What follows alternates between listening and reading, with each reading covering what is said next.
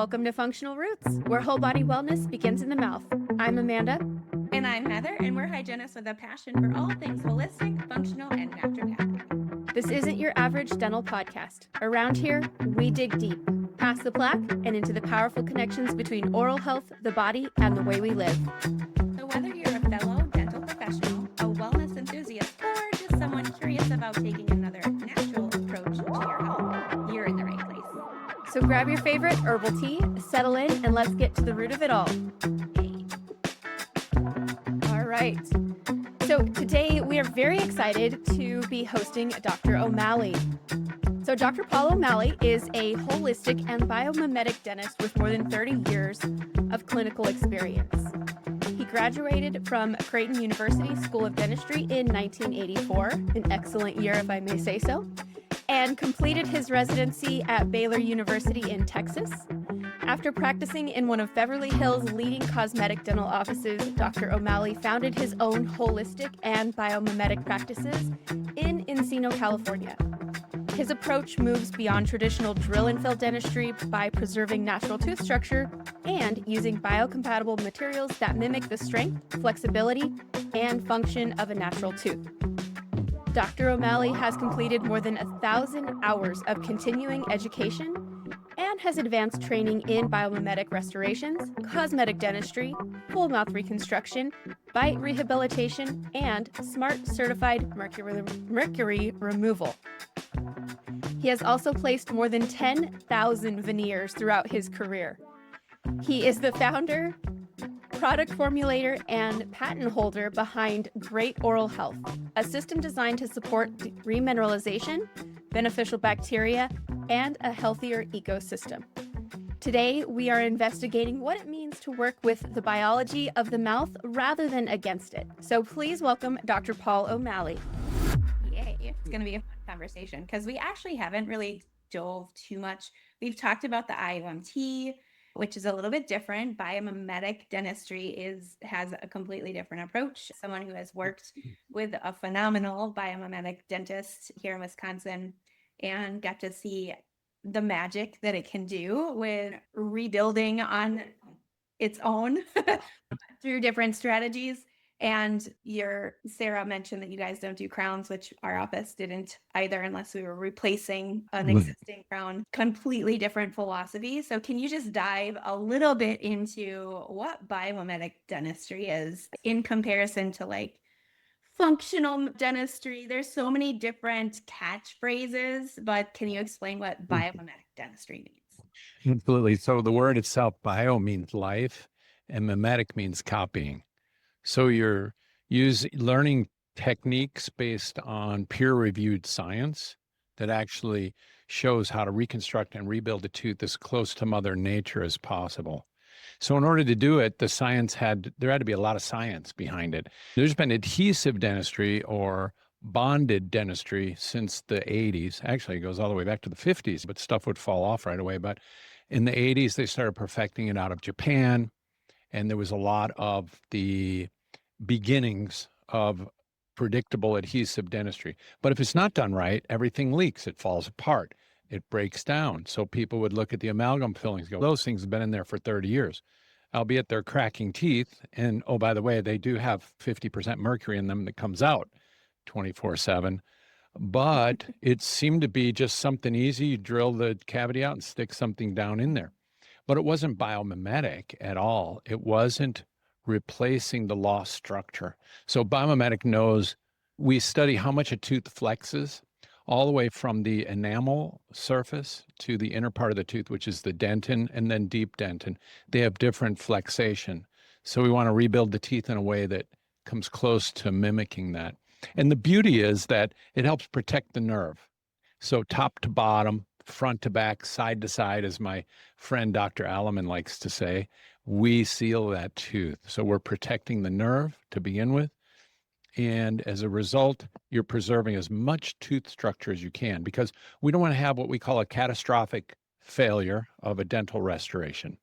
And that would be, let's say a regular patient comes in and they have a cavity. We take the cavity out, we plug in a filling, Now the dentists are doing maybe a layer or so, but a lot of times it's a fast procedure. So boom, they plunk something in, put the blue light on, carve it up a little bit, and the patient leaves. Within 3 years, the insurance pays for it again. And rightly so, because when they're done in a fast way, they begin to leak and break down. But let's say the patient comes in and they've had that procedure done, or they've had amalgam, mercury filling placed.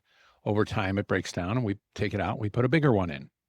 And then maybe 3 or 5 years later, another one and a bigger one comes in. And then before you know it, we see cracks in the teeth and we go, oh, we know what to do with that. Because traditional dentistry, when we see cracks, we know we put a crown over that tooth.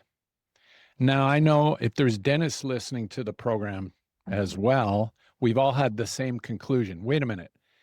If the middle of the tooth has all been reduced and decay was in there, and now the solution is to grind the rest of the tooth down and put a crown on it, that looks like it's going to be very weak. And sure enough, they are, and they break, or they need a root canal, and then they break. So what biomimetic dentistry does is stops that, what we like to call we don't like to call it, but what we call the downward spiral of dentistry, where we go from a small cavity to a bigger, and then we end up with a crown, 30%, up to 20 to 30% chance they'll need a root canal with that aggressive prep within 10 years. Now they get a root canal, weakens the tooth even further. The thing snaps off. They come to see us and they say, my crown fell off, but actually the tooth is inside the crown.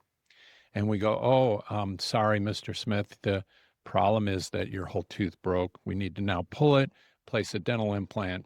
And even the dental implants, I think nationwide, it's about an 88% success rate. So they don't always last either. That's not to mention going into the holistic side of things.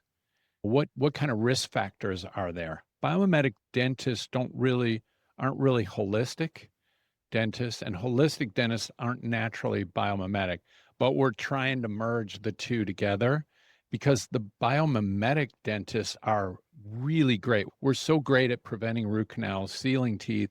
Patient came in the other day, they said they needed 12 root canals somewhere, and I tested all the teeth. They all test alive. I said, nope, let's see if we can rebuild them. So we were able to rebuild those. I had one from 7 years ago, same way, no root canals, rebuilt everything. So that's a lot of fun, because biomimetic dentistry has this pathway to rebuilding the teeth, which naturally is somewhat holistic, even though they don't know it. So there are two of these big organizations, and they're slowly beginning to merge. I'm actually the vice president of membership and associate with the president as well of the Academy of Biomimetic Dentistry. And so it's a natural marriage, and it's beginning to happen. Also as a member of the International Academy of Oral Medicine and Toxicology. And the other one I can't even pronounce properly, the IAB. IABDM. Yeah, IABDM, yes. Just throw us. Wonderful organizations. And Yes. it's basically, how do we cause the least harm? How do we get the mostest by doing the leastest? Yeah. And just some of the cases that we had at our office, how the fillings are placed so slow and with different materials to mimic the dentin and then the enamel, but the use of ozone and all of that, just seeing what we learned about in school, that dentin can actually repair and protect the pulp. So cool to see that on x-rays actually happening when someone is practicing biomimetic dentistry. Exactly. And Heather, like one of the biggest paradigm shifts we have in dentistry happens in biomimetic dentistry. Leaving decay. We go, what? No. Traditional dentists, well, depends on the dental office, but a lot of times they have their own policy and protocols. If it's within a millimeter of the pulp, they automatically say get a root canal. Some say 1.5 millimeters, 2 millimeters. I think they're eyeballing it from the various x-rays and stuff. And honestly, I'm not throwing those folks under the bus, because their intention is they're trying to do the right thing. The problem is we weren't taught biomimetic principles in biomimetic dentistry, where basically you become a dental engineer when you become a biomimetic dentist. And it's so much fun. You're able to save so many teeth. And my practice is based on complex, impossible cases. And then sometimes even I wonder, some days where it's the end of the day, I'm like, whoa, but it's fun being able to do what's seemingly miraculous. And traditional dentistry will be biomimetic dentistry within 10 to 15 years, because I've seen the same parallel when I started getting involved in holistic dentistry 28, almost 30 years ago. It was considered completely charlatan and silly and no science. And what do you know? We actually have way, way more science than on the opposite side. Follow the science is very important, but learn how to read the scientific studies too, because something can be buried in those things. So you're really looking at what is the result that we're looking for.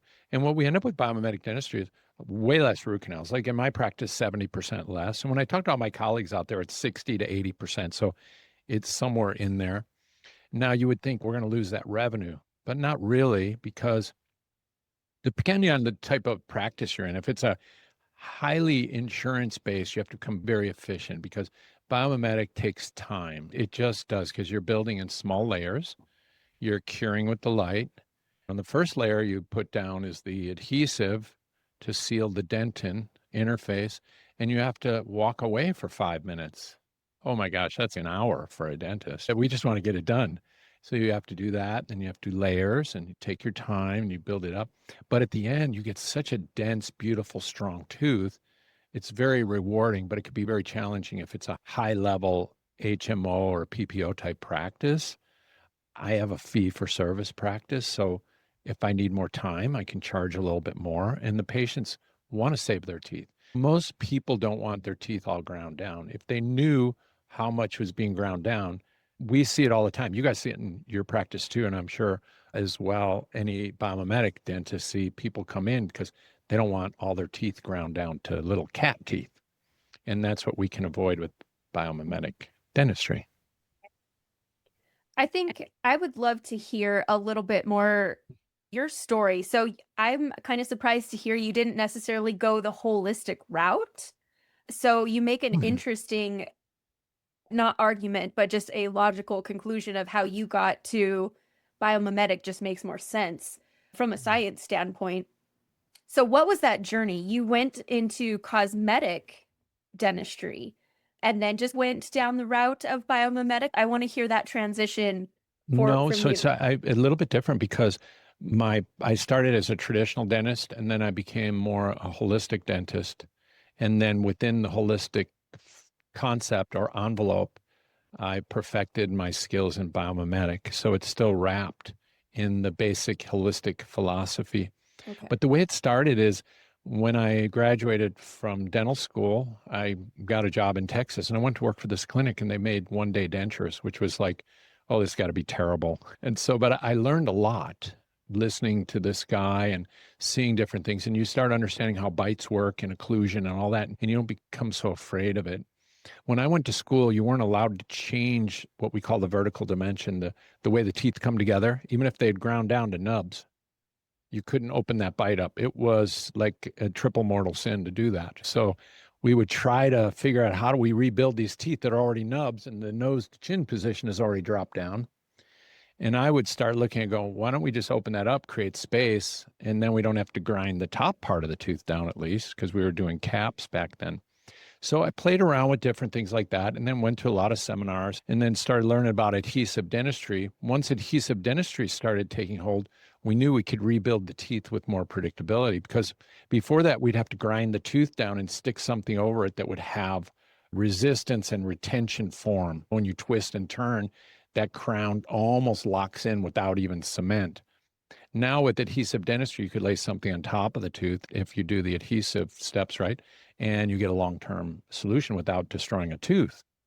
In about the mid-90s, I started that's when I did a mini residency at Baylor in cosmetic dentistry. And we learned a lot about veneers and minimally invasive preps and all that, and heavy invasive preps that still wasn't really fine-tuned. And I started looking at it. And about that time, I had a farmer that came in, and he had worn all of his teeth down into nubs. They were about a third of their size.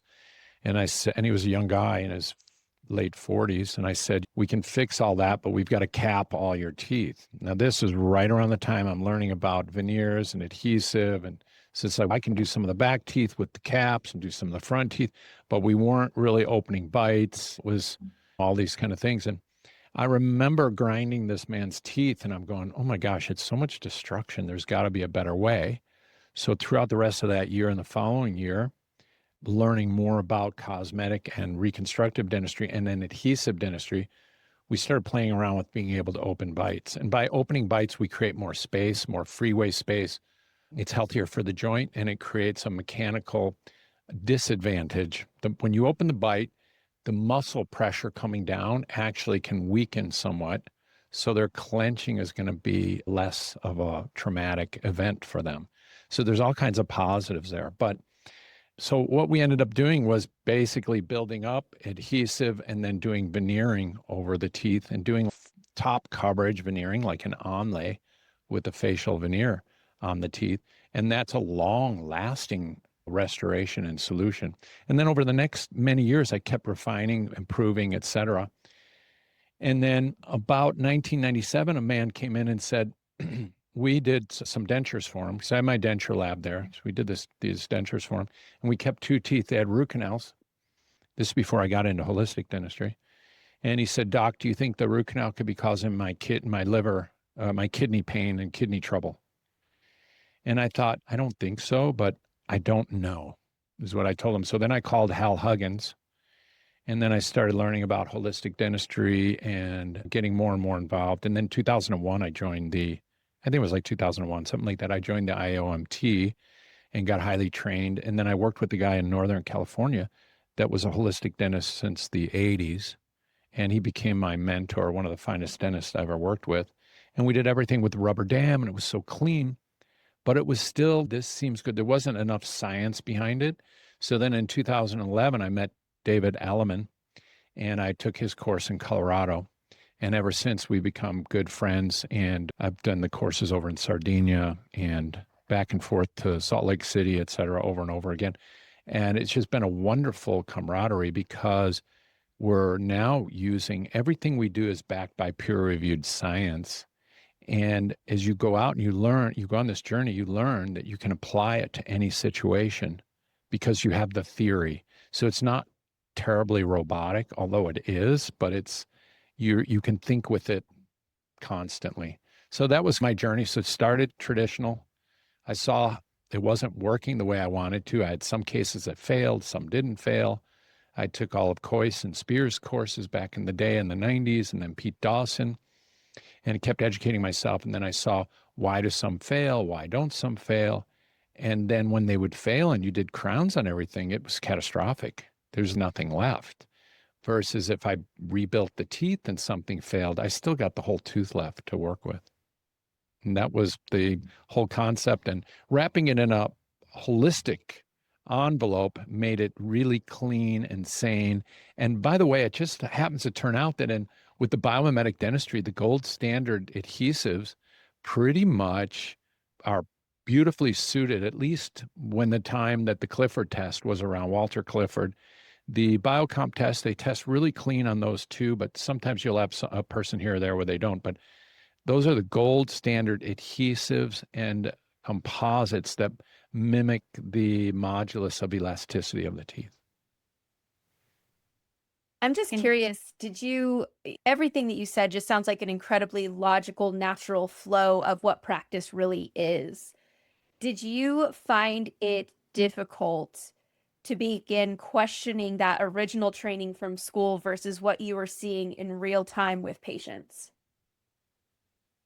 For me, not so much, but I empathize with some of my colleagues. Probably I probably look things as much inside the box as outside of the box. I'm always looking, is there a better way to do something? Not to change for the sake of change, but so I felt like dentistry would be a journey to keep improving upon. And I see this a lot with the folks that come on and become biomimetic dentists, they're seeing their own failures. And you start seeing some things and you start questioning, wait a minute, we got to have something better. Like I mentioned earlier in the show, someone comes in, they have a big hole in their tooth, and you go, oh, you need a crown. The only thing left to the tooth is the enamel on the circumference. And I looked at that and said, Why? That's what traditional dentistry says to do. Or if you have a crack, you need a crown. Why? That's what, instead of just going along with it, I started questioning it. And come to find out, if there's a crack and you put a crown over the tooth, yes, it'll slow it down, but the crack continues to propagate. And over time, we see root canal because that crack doesn't stop. And they learn that in aviation, when there's a crack in the wing or whatever, they don't just bond over the crack. They remove the whole crack and then they bond through it. And so with advanced biomimetic, master level biomimetic dentistry, we'll find a crack in the tooth and we'll chase it all the way down that lateral side along the root. It's challenging because you don't want to go into the pulp. And if you just barely go outside, then you've got to make sure you can get a ring down there so you can rebuild the tooth, which can be done. And I use a laser that helps with those kind of things. But if we eliminate the crack, then we eliminate the long-term problem. And the prognosis goes from poor to good, at least. And we can salvage and save teeth. Thank you. I love that. Yeah. I have a couple things to kind of backtrack to just cover some of those. That was a long explanation, and I just Yeah. want to hear that the readers understand, or the listeners understand. So we'll get back to the root canal Okay. conversation. Wait a minute. I but didn't even know we talked about the root canals. Okay. you mentioned No, I'm the kidding. root canal Yeah. making someone sick. So we'll talk That's about right. that in a few minutes. But Yeah. for anyone who is not familiar with material testing and the Clifford test, can you just explain briefly what that is, how you get it done in your office? I've had a few offices that I've had to give that resource. What's the best way to start material testing? Can you explain that? Yeah, the best way is right now you can go to Biocomp. I don't know, it might be biocomp.com or something like that, but it's antigen antibody type test. So a person takes the kit. You can call those companies. Walter Clifford passed away, and sadly, his technology kind of got lost with them, but I think they're resurrecting it. Someone's going to start it again, maybe this year or next year. That was my favorite of all tests because it was the most, to me, easy and practical. But antigen antibody, so they take various groups of the major dental materials and they can test to see if the body reacts to it, and they can put down suitable or not suitable or high, medium, or low risk to have an allergic reaction or sensitive reaction. So people that are very chemically sensitive, this is a great test for them if they like, to make sure that the materials that are being used can be as customized as we know how to do it for a person's body. Now, it's a cellular test. It's not a neurologic level test.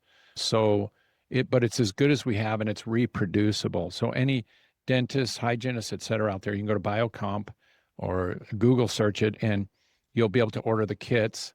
Then you just have to find a phlebotomist that'll do the blood draw and then send it out, and you'll get a huge booklet back within 10 days. With Walter, I always had it. It came back as an email, so we could keep it stored in our email system, but in our patient's chart rather than have just a hard copy.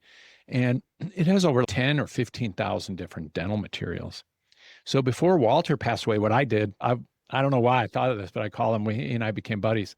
And I said, Walter, can you tell me, out of all the materials I use in my office, and they were the biomimetic ones, which ones, how they test? And he said, I only have 100,000 people in the database right now, but send me your list. And it's a pretty good sample, right? Yeah. And they test in the 99 percentile. So I went, wow, okay, so if there's that 1% that comes in, it'll be localized, not systemic. You might have a little irritation around the gum or something like that goes away. So that was pretty assuring in my practice, and because it saved patients $400 if they didn't want to do the test. But anyway, it's about $400, and you can do the test through Biocomp, and then you get this whole list back, and then you go through there and go, oh, I can use this composite, this adhesive, I can use this porcelain material, et cetera. And then you just customize it for that patient, and the patients feel great. And I would leave one caveat out there for any of the dentists out there that are starting in this area. Nothing's perfect out there. So the patients have to assume some responsibility. If they're sickly and chemically sensitive, I let them know, look, this is the best we have right now. You might still react to some material, and I'm sorry. Even if they go do muscle testing and they do the electrical testing and the vol testing and all that, there's still no 100% guarantee. And as long as the patients know that, you're covered and the patient's collaborating with you, it's safe. Awesome. Thank you for recapping Yes. that. And I just want to, for those who aren't familiar with the inflammatory response or the IgA and IgG components, when we're talking about perio or inflammatory cytokines that are happening in the body that are driving gum disease or systemic inflammatory things like rheumatoid arthritis or GI issues, brain cognitive function, those IgG and IgA are drivers for inflammation, the cytokines that drive those disease pathways. So the least inflammatory we can keep our patients, the healthier they're going to be. Amen. Yeah, Keeping that toxic bucket empty. that's right. Yeah. And what we used to say in the IOMT, and my mentor, Kirk Youngman, that I practiced with in Walnut Creek, he would say, it's basically, listen, your body, it's like a bucket. The toxins fill up, and when they start spilling over, that's when you're sick. So we want to clean it up before it spills over. Yes. Way better than chasing it. Yes. 100%. See, we have total agreement there. I love Yes. it. Prevention is the way to go. Yeah, for Yeah. sure. Pay for prevention, or you're going to pay for disease. You're going to pay for it one way or the other. Yep. Yeah, that's right. See me now or see me later, the old Midas muffler. Back to It's the sad, so root canal. bad.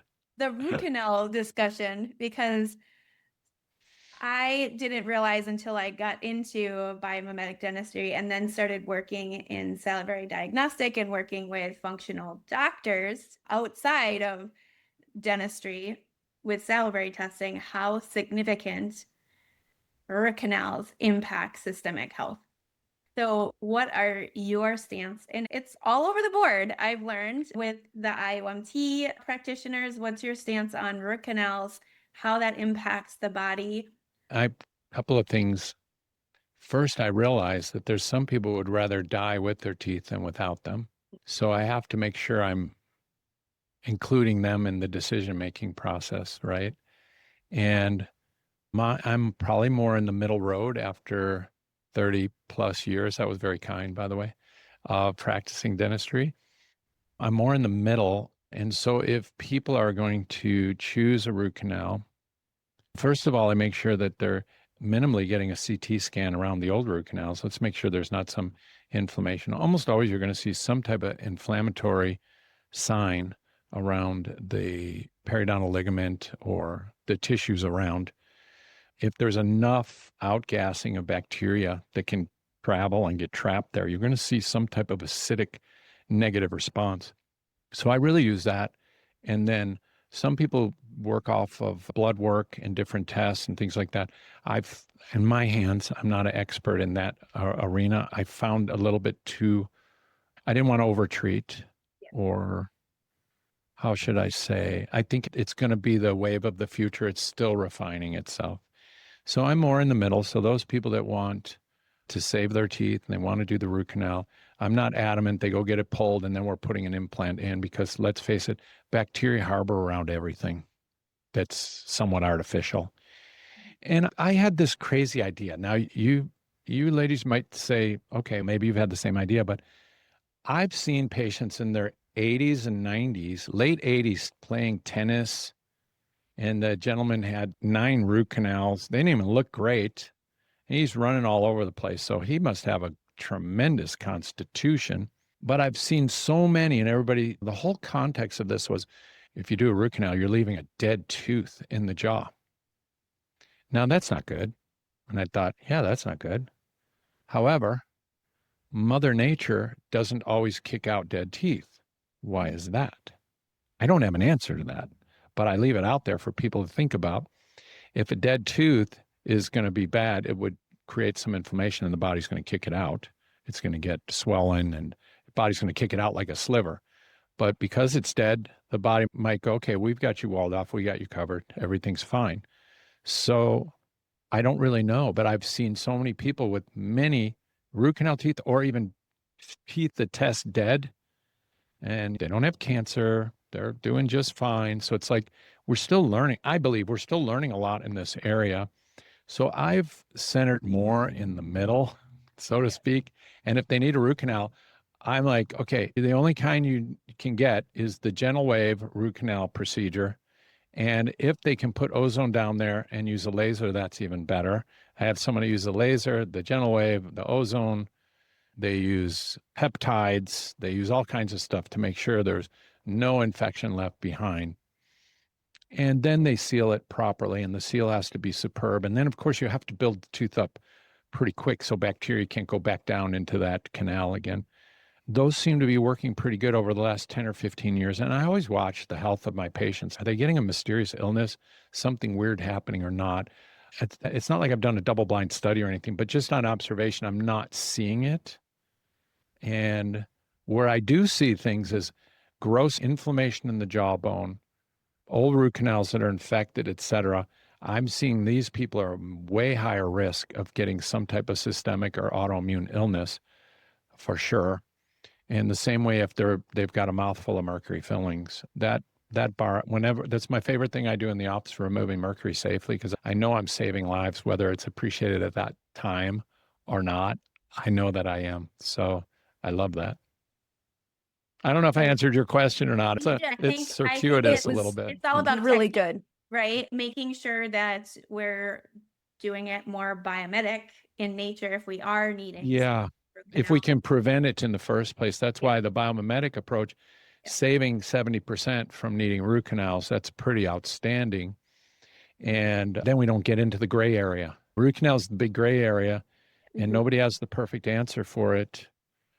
It's just like a whole nother thing that you guys probably see, people that are getting polluted with EMF and they're sick from it. And yeah, I don't know. Those are tough ones. They're almost like we need med beds and stuff like that. We don't have the answer to some of this stuff yet. That could be your next technology, the med bed dental The med chair. bed. Oh my gosh, I would love it.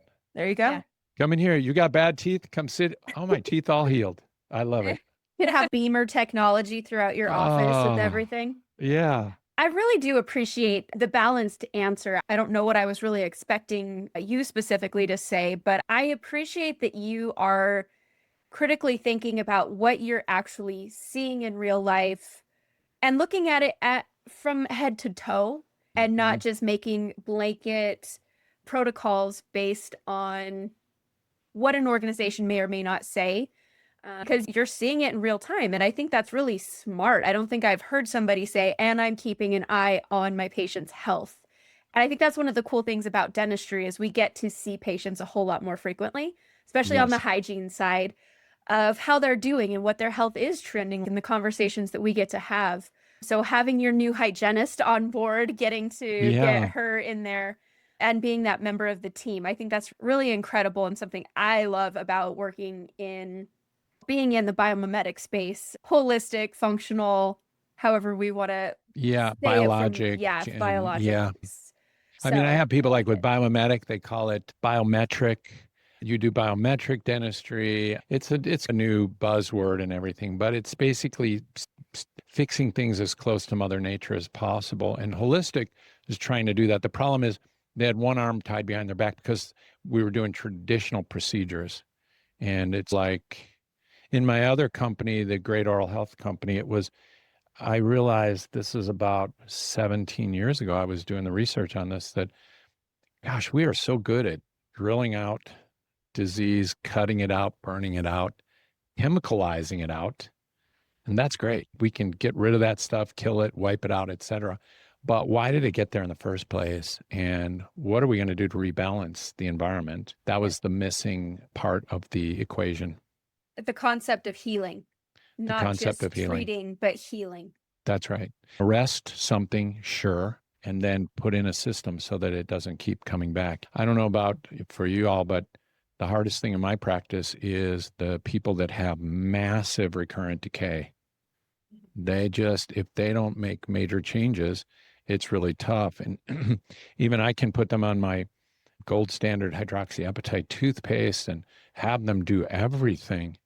And I'm not going home with them. So are they really doing everything? Yeah. And maybe I'm eating one candy bar, but maybe it's 6. I don't really know. I'm going right to sleep. Or maybe they're flossing their teeth with sugar. I don't really know, but It's one of the more challenging things. Gum disease, I feel like we get that under control. We can get that under control a little bit easier. Tooth decay is a tough one, and we're making headway in that one as well by understanding the imbalance in the microbiome. But you don't think fluoride's the only answer? I heard fluoride's pretty good, but then someone said it's actually, it works because it's a poison and it acts as a pesticide. And I went, what? And then I The looked at it and FDA went, only huh? approved fluoride as our Yes. solution, and there's so many other things. And even with salivary diagnostics, I get a lot of offices that are coming in and be like, "Oh, this I have pulpal decay on this patient," Yeah. and you're saying they're low risk for dental decay. I'm like, yeah, because it's not bacteria. There's so many facets that are tied into dental decay that cause it. There's multiple situations that have been taking place. So we've eliminated the bacterial component in the Right. salivary test. Now we need to dive into what's the nutrition look like, what's the Exactly. airway look like, what's the salivary flow look like, what's the mineral content of the patient look like, That's and right. and how do you fix those? Yeah, 100%. And I think you hit the nail on the head when you said it's multifaceted.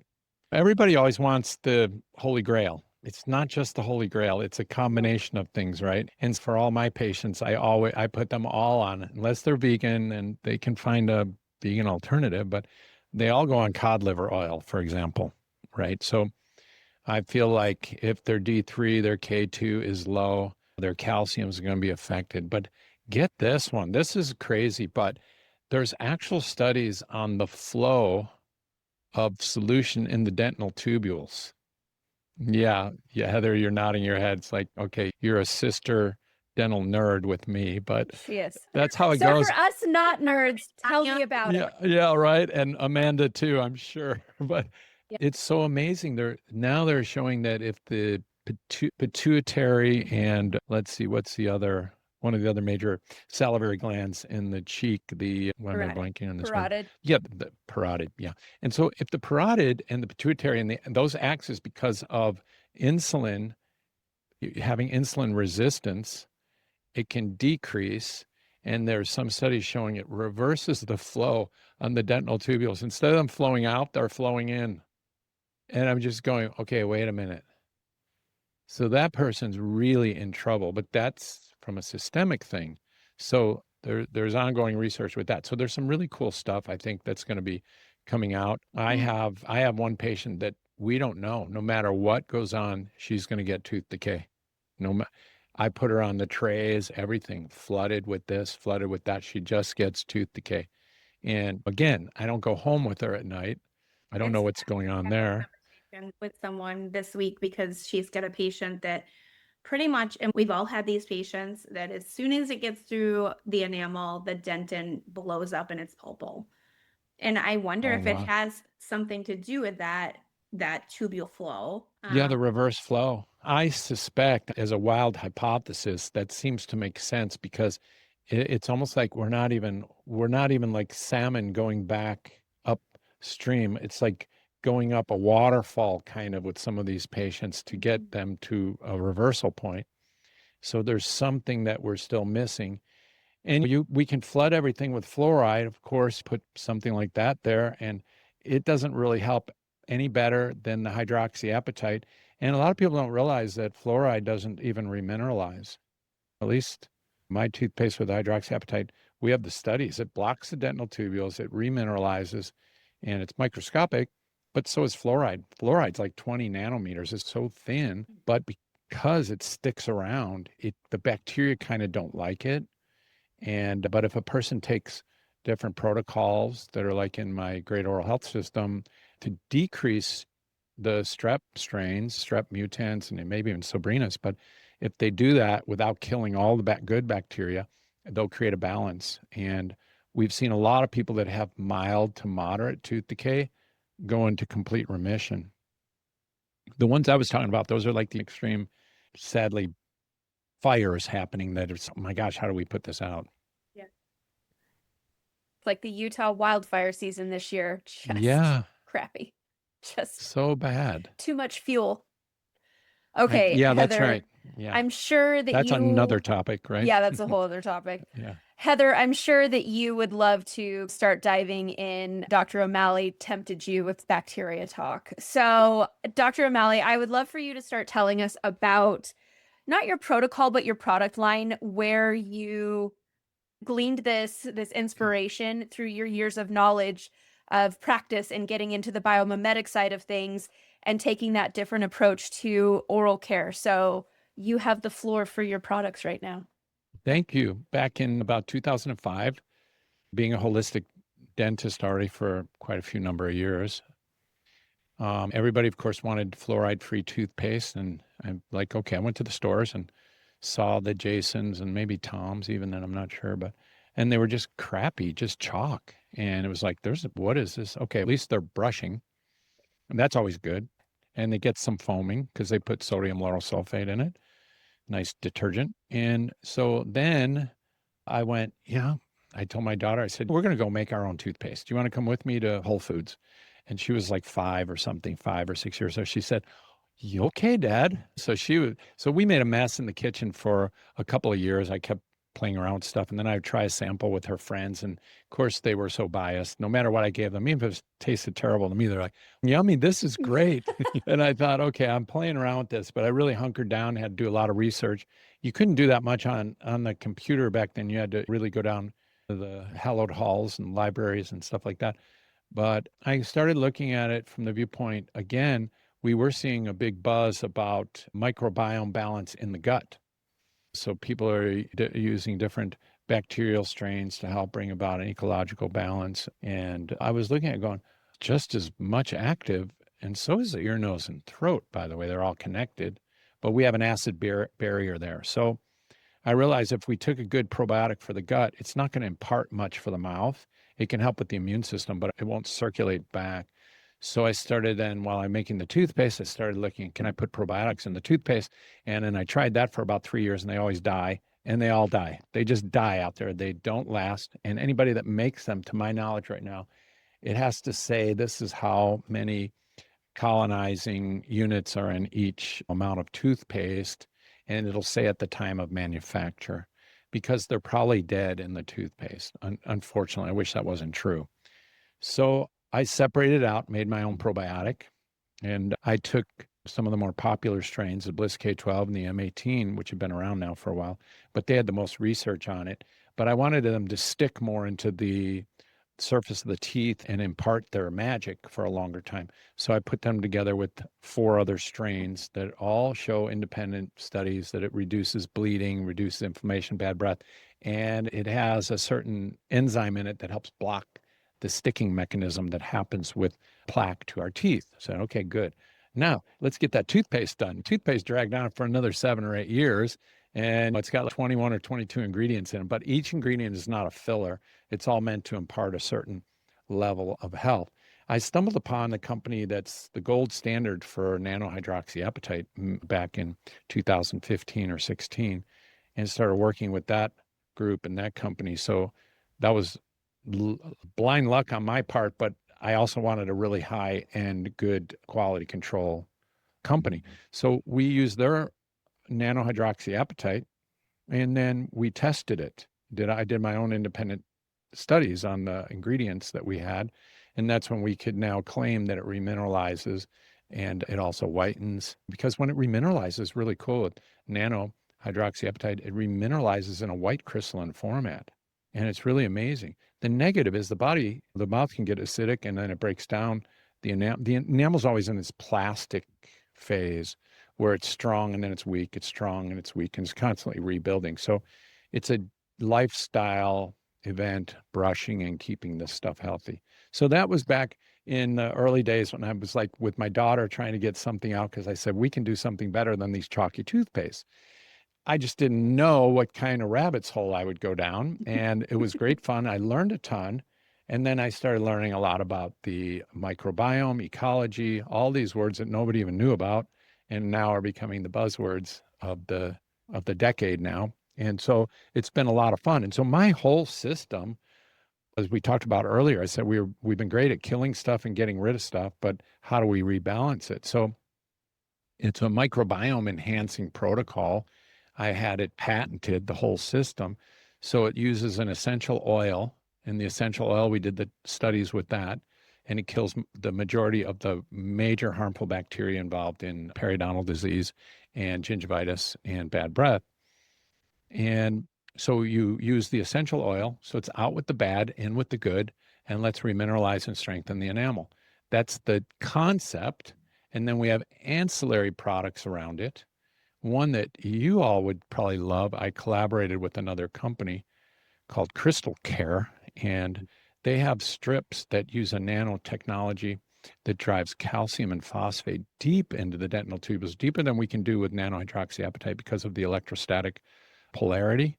They've been able to overcome that and drives it in even deeper. So in my hygiene department, we have our patients wear the strip for about 10 minutes while they're sitting in the reception area. And then they come and have their teeth cleaned if they have typically sensitive teeth. And 80% of the time, they're completely comfortable. They have a great experience because this stuff drives that in there immediately. So that's one of our ancillary products, and it's called Crystal Care. It's all through the Great Oral Health Company. But the other cool things that we have, one is this thing's amazing. I'm so excited about it. We have it in a chewing gum.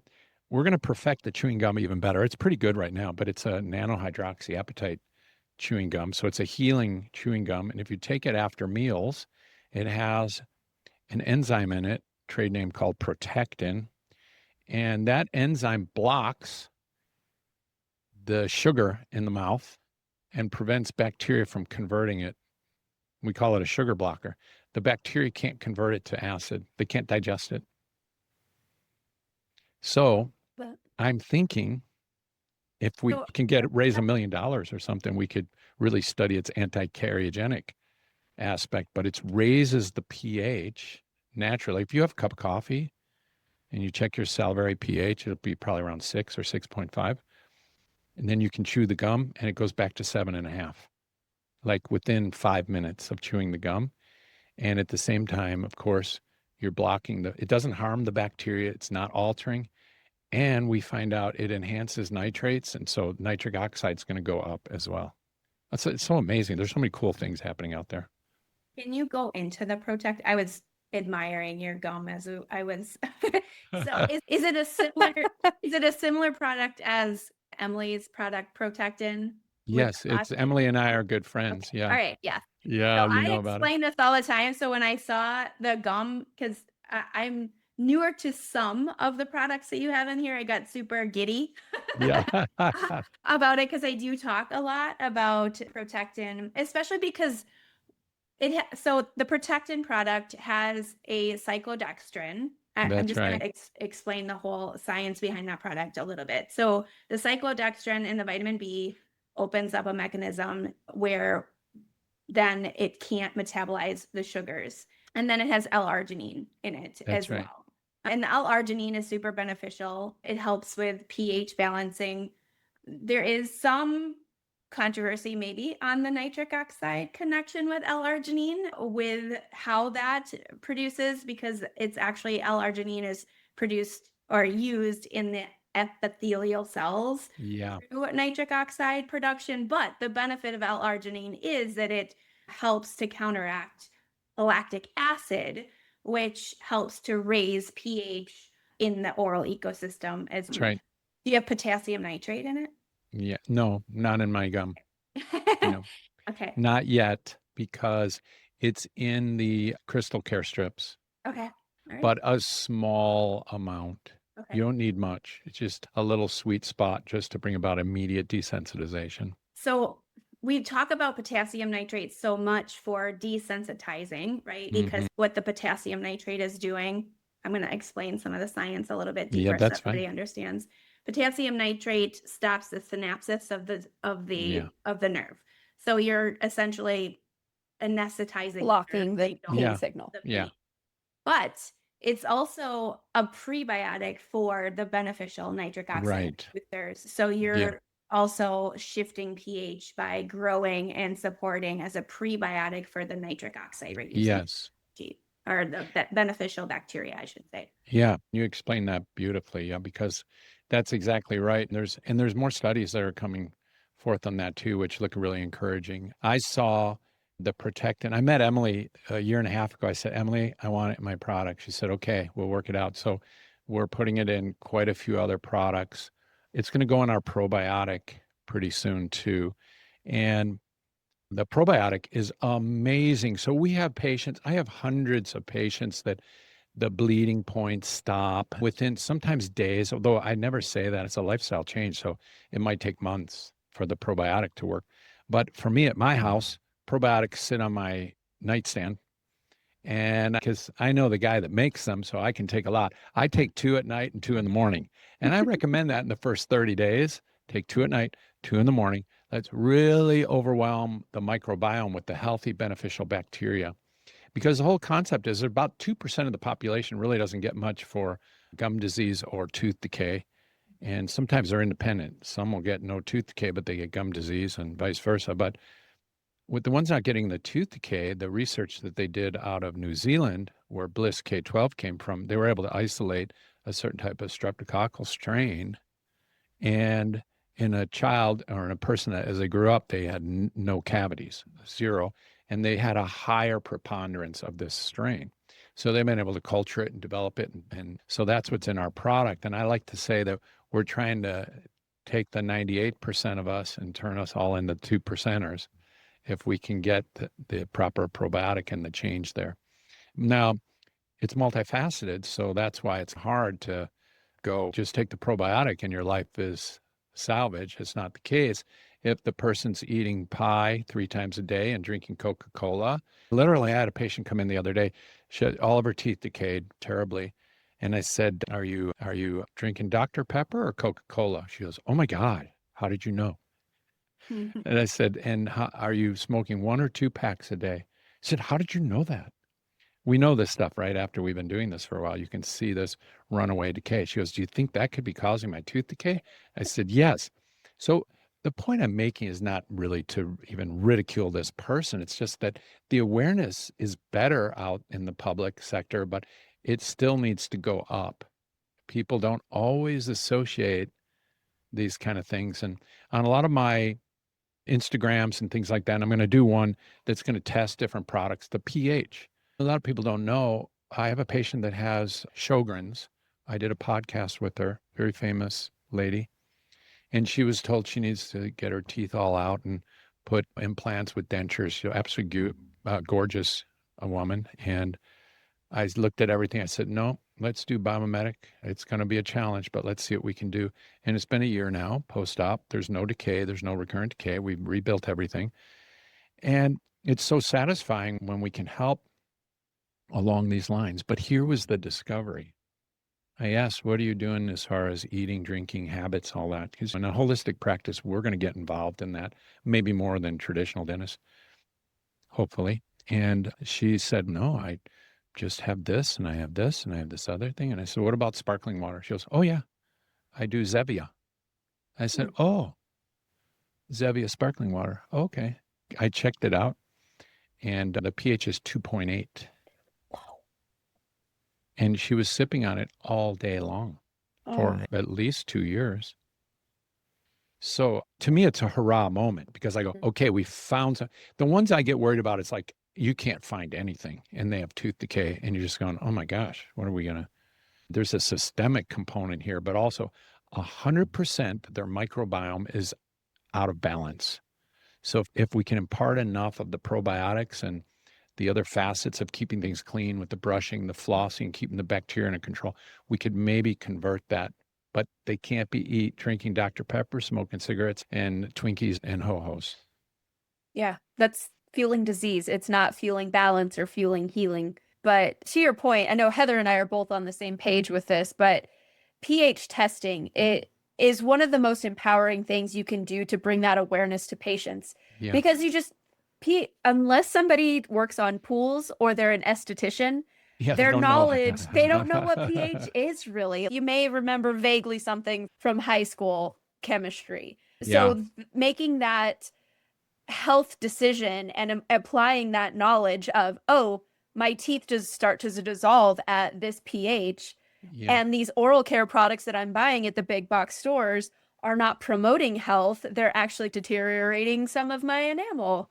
100%. And, It's a big deal. it's like I might even do this with my company. I might provide a certain narrow range pH, like maybe from 3.5 to maybe 8. That's the area you really want to be checking, and spread it out so we can get a more accurate reading. But I tell people, I say, just go to Amazon, buy the pH strips, and whatever you're drinking, just test it. Because if it's 5.5 or less, and you guys know this, it starts breaking the enamel down, especially if you're flooding the mouth with it. And I'm not trying to ruin people's lives. Someone came in and I have a cup of coffee every day. And I'm like, that's fine. Just swish your mouth out Yeah. with some water. I'm And drinking lemon water. We are not going to tell Bad any dental girl. professionals. And then Bad cement girl, but them. you're using a straw. Yeah, Oh, cement well. them and dentin, that pH level is even higher for breakdown. So we're just about enamel breakdown. Yeah, what is it on Denton? It's 6.7? 6.25. Oh, yeah. 6.7, I think. Yeah. 6.7. Sorry. We're The not kids. safe. We have to have our Denton covered. Yeah, you better remineralize that right away. I think it's that. And I think also what I see happening is people living longer and they're on more kinds of medications, and they get on the antidepressants, for example. Oh my gosh, dry mouth. So bad as a side effect. In my psychiatry patients, I'll talk to them about it, say, this is really going to dry their mouth and cause tooth decay. There's no literature on that. I said, We see it. I see it all the time. Person's on this, person's on that, plus the stress of their life or whatever's going on, they're going to be more acidic. And so I have one patient, I fixed her whole mouth 10 years ago, and now she has decay like everywhere. I hadn't seen her in a while.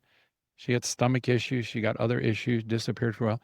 And then, of course, I said, are you doing the Great Oral Health System? She said, no, I haven't done that in a while. I'm like, okay. And I said, all right, so what are you doing? And she said, I'm doing this and doing that. I've been so sickly, I just had to eat comfort food for the last 2 years. And oh my gosh, what a sweetheart of a patient. Love this lady. And she just was like, so I could only drink soda and I eat ice cream. Oh. Yeah. And then she's on 14 medications. Yeah, and one is probably omeprazole for the acid reflux. So it, You better believe it is. Yeah. That's right. Which to me, I told her, I said, you got to figure out a way to get off. That's a kiss of death. And the internal medicine guys, I talk with them too, and they're not, this is just the box they're in. This is what you do. But they know once you put a person on those proton inhibitors that those people have to almost stay on that for life, and it starts tearing down other organs and things like that. They know And it's bones. and bones. Yep. And that's all a whole microbiome. That's a gut ecology thing going on. That's a whole nother show. But I figured if I could help balance the ear, nose, throat, and mouth. And by the way, the strains that I use in my probiotic, there's some of the independent studies on just some of the strains shows that it can decrease the amount of ear, nose, and throat infections in children by up to 50%. So when my nieces and nephews were getting the recurrent earaches, I'm like, guys, blast them on the probiotics. And they would, and would help prevent them from ending up on this round robin of antibiotics or needing ear surgery. So we have good, viable alternatives out there. They have to be used right. They have to be reputable source that shows some modicum of science behind it. And I think the future is our oyster in dentistry. There's the med beds are coming. I'm gonna preface some of I do love all the strains that you have in your probiotic Thank you, Heather. for what you have. It's phenomenal. And I'm gonna highlight for those who do follow me, it's sweetened with stevia, which is really fantastic. It has inulin, which is also a prebiotic for the beneficial species as well. But the stevia sweetener is nice because Bristle, we have a probiotic as well, which we have other strains, but similar strains as you in yours, but we are sweetened with xylitol, which I'm a huge fan of xylitol. But when we have someone who has GI issues, I have to get really careful about where I'm putting xylitol and if it's going into the GI system. I also have to say the last few weeks of salivary diagnostic testing and consulting with practitioners through result reviews, There's so many people who are taking all kinds of different probiotics, and I can tell when you're taking your probiotics because it shows in the test. And some of them will push the decay score because certain species, some of the lactobacillus groupings that are beneficial for the gut, also are lactate producing or acid producing because they do metabolize sugar.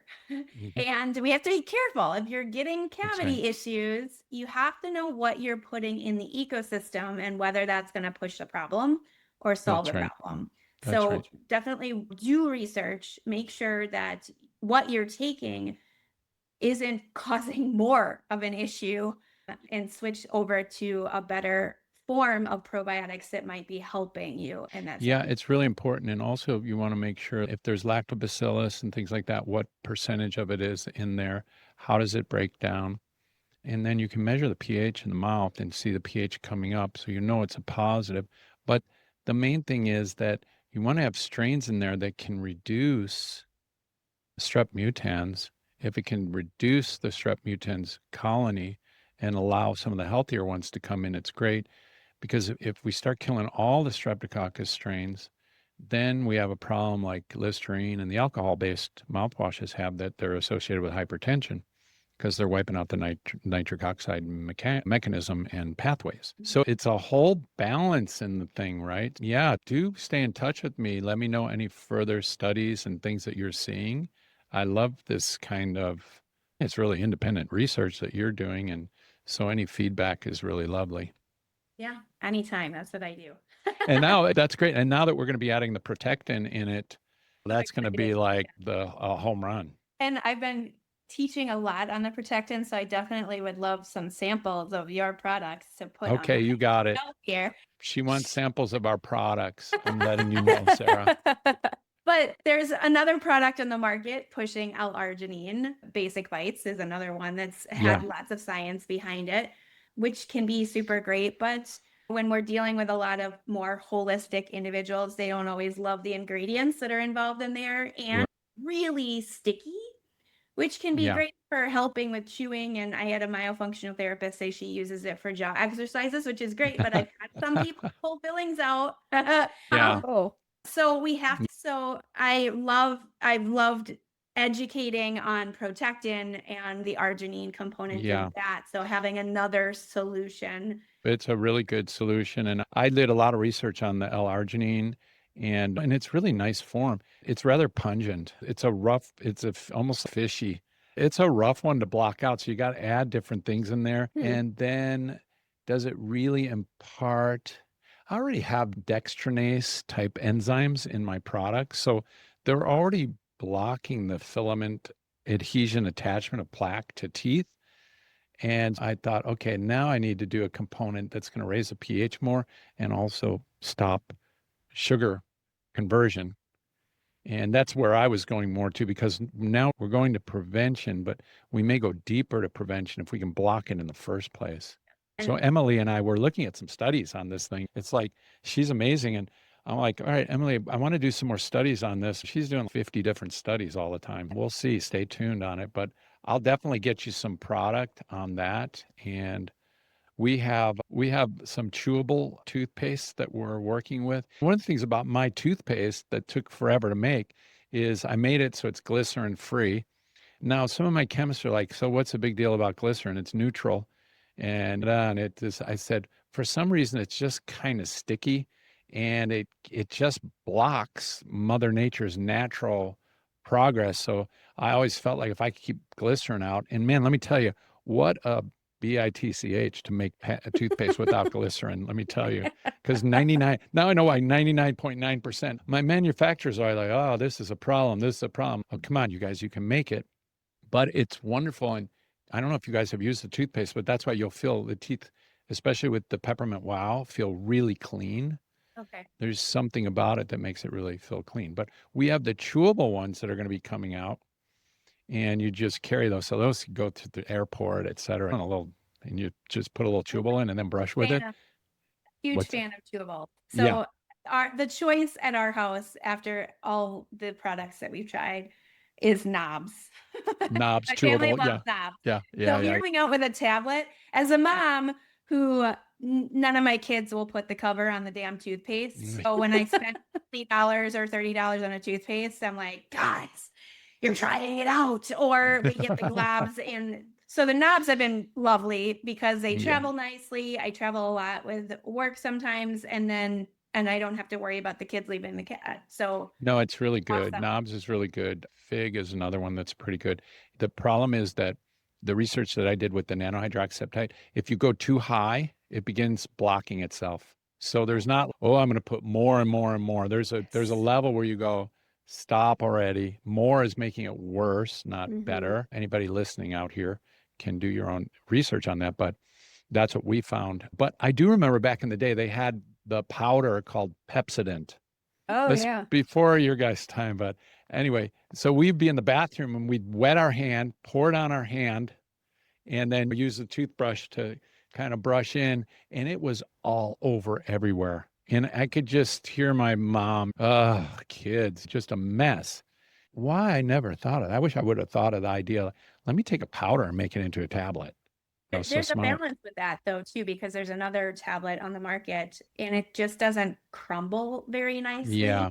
So finding the right texture, that's why I like knobs, because you do chew it and it just disintegrates and You want it to melt in your mouth it, almost. yeah, Yeah. yeah. Yeah. So That's finding what that right that's what texture. we're working on. So I'll let you know about Such that a one. time to be alive in If the you need a oral care texture, space. I know, right? It's like Yeah. there's so much cool stuff. It's like we have our own med bed in these ingredients in a way. Yeah. I do have a follow-up question for you on your Sure. hydroxyapatite, because again, we have a very interesting but very crunchy audience. Sure. So is it nanoxum care paste that you're using for your Yes. nano? I love Yes. you. I love you Yeah. so much. Thank you. I Okay. love you too. That's what I needed to hear. So, Yeah. all right. I know we need Remember, to I wrap saw up. all these guys. I know what, sorry to cut you off. No, you're I was like, besides Japan or something, I was the first one to bring the nanohydroxyapatite out. But I was fortunate enough to work with Paulo Quadros, who's the founder of Nanoxum and the innovator.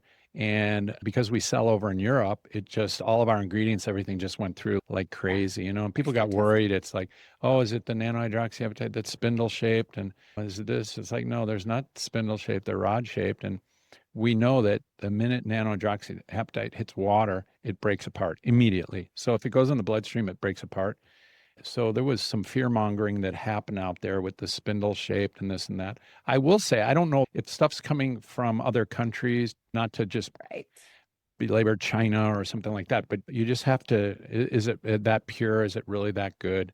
And that's why I did my own clinical studies out of England to verify that it makes the root surface and the enamel surface, it can do repair, remineralizing, and makes it acid resistant. And then I wasn't going by, oh, and Nanoxum did their study and it says it does. It's like, no, what do my ingredients do? So And that's the nerdy science inside of me. No, that's fantastic. And you get what you pay for with nanoxum care paste, That's my right. opinion. You Yeah. do. So, Yeah. all right. I want to definitely wrap up this conversation. As much as I feel like we could listen to you talk just so much more and have so many more questions for you, but we love hearing, especially as a dental professional, an entrepreneur, a fellow dental nerd, what are some things that you are listening to that's helping you grow, or podcasts that you like to listen to, and any other plugs that you would like to make for your company? Oh, any other plugs for my company? Okay, let's see. You have the floor. I'm always reading about PubMed issues and things like that. A lot of my friends will send me issues. Hey, they're regrowing a tooth in Japan. And so I love doing a deep dive into those things. Some of the other things that I like doing is the holistic, systemic side of things. So I become a student of insulin resistance, heart health, cardiovascular connection between the mouth and the body, why it's related. So I love watching podcasts about that. And the biggest plug I could say about my product line, it's a complete system. So I like to say it's out with the bad, in with the good, and then let's remineralize the teeth. Let's enhance the microbiome. But there's three main products, and then, as I mentioned earlier, the ancillary products, but it's 1+1 does not equal 3. It's 1+1, doing them all correctly. It's 10, and you can have great oral health. I want everybody to have, in the world, I want everybody to have great oral health. There's only so much we can do. We're like the police officers, right? And we keep catching the bad guys. We put them behind bars and then they're back out again. It's like, what happened? We're like 1 foot forward, 1 foot backwards. So we got to go preventative and biomimetic. And so I put together a system that's truly biomimetic and helping rebuild the teeth the way Mother Nature wanted it. And I hope everybody can benefit. Awesome. I love it. Where can our listeners find you if they want to find out more about your work, your podcast, did you say, and where they can get great oral health? I don't have my own independent podcast yet. We're working on that. But if they go to greatoralhealth.com, they can see there's tons of free content there. All the studies are there to be downloaded. Anyone who's a healthcare provider can sign up and become a wholesaler in their practice or in the people that they're treating, et cetera. We've set it up that way. I have a philanthropic side of me. I want to get this out to the world. The fact that so many companies out there are doing nano hydroxyapatite in their toothpaste, while I look at it as, okay, there's more and more competition, I'm happy about it because I feel like we created this wave that's going out there and people know when there's truth and they're pushing along that line. And then I would also say that when it comes to as far as people taking care of their teeth and everything they can do, so not only do they go to the greatoralhealth.com website, if they want to know more about biomimetic dentistry or holistic dentistry, they can go to my other website, which is my dental, which is drpaulomalley.com. And they can sign up for my free course. There's about 18 short little 5 to 8 minute little segments. And it goes through the basics of dentistry to what is biomimetic, what is holistic. I show the difference between a heavily prepared tooth with I call it a heavy hand veneer versus a light touch, minimally invasive or no prep veneer, which is getting more and more common. I do a combination of both, minimally invasive and very little or no prep. And more people want those kind of things. So they can see that. They can see what biomimetic dentistry can do by going to drpaulomalley.com. And then they can go to the greatoralhealth.com and they can also get my free ebook and learn about how to take care of their teeth, what's the greatest methodology. I hope it's in alignment with you both because I love what's called, sorry to the listeners out there, this may not make sense, but I love the modified Bass technique with brushing the teeth. It's my favorite, and a soft bristle toothbrush. Don't scrub your enamel away. Don't brush right after you've eaten or if you've drank something that's very acidic. Swish your mouth out. You can floss. You can use the crystal care strips to remineralize, but leave it alone for 15 or 20 minutes. Let it remineralize and then clean. That's it. Thank you so much for joining us. And I'm still always in awe of the entrepreneur spirit of making things better in the world that you live in. And so just thank you for bringing what your version of great oral health is to us and for our listeners. Thank you very much. It's my pleasure. You guys are just so much fun to be on the show with. I can feel your passion